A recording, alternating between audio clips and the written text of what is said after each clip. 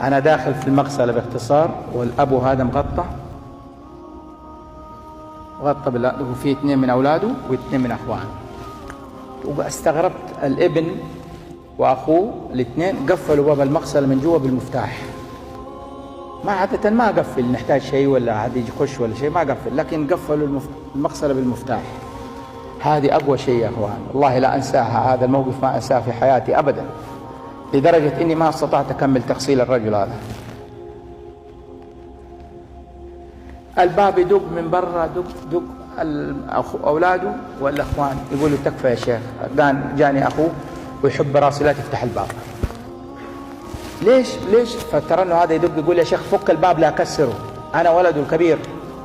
فقلت يا أخوان ما يصير، ولده الكبير لازم أولى إنه يشوف أبوه.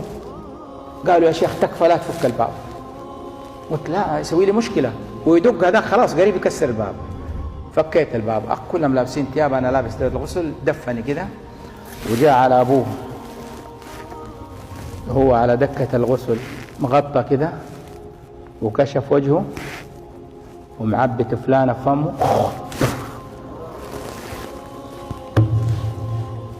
تخيلوا هذا المنظر.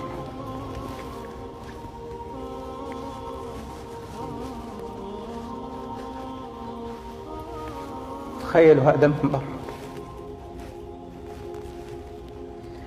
تخيلوا هذا العقوق. أبوي في حالة الآن في حاجة لي، أدعي له، أقوم أخش أتفل على وجهه. إيش سوى؟ مهما بلغ من أعمال لأبي ما تديني الجراءة إني أسوي له هذا العمل بالدرجة هذه. أبوي هذا نسيت كل وجهه ملطخ بالتفلان، ما قدرت أتحمل. رحت ورا البترة وقلت للطلاب كملوا غسيل. قلنا لك يا شيخ لا تفك الباب. ما دريت ولده الكبير، ما دريت ايش اللي قلنا لك، هذا اخونا. ما بعد ما غلبوا من الدفن. وهذه غلطة الاب. شوفوا ايش القصة، شوفوا ايش الشاهد، شوفوا ايش الشاهد. بس مهما كان ابنائي احبتي يا اخواني، مهما بلغ عقوق الوالدين، ربنا يعجل في العقوبة في الدنيا قبل الآخرة. وأديكم مثال أقوى، دعاء الوالدين. أتحدى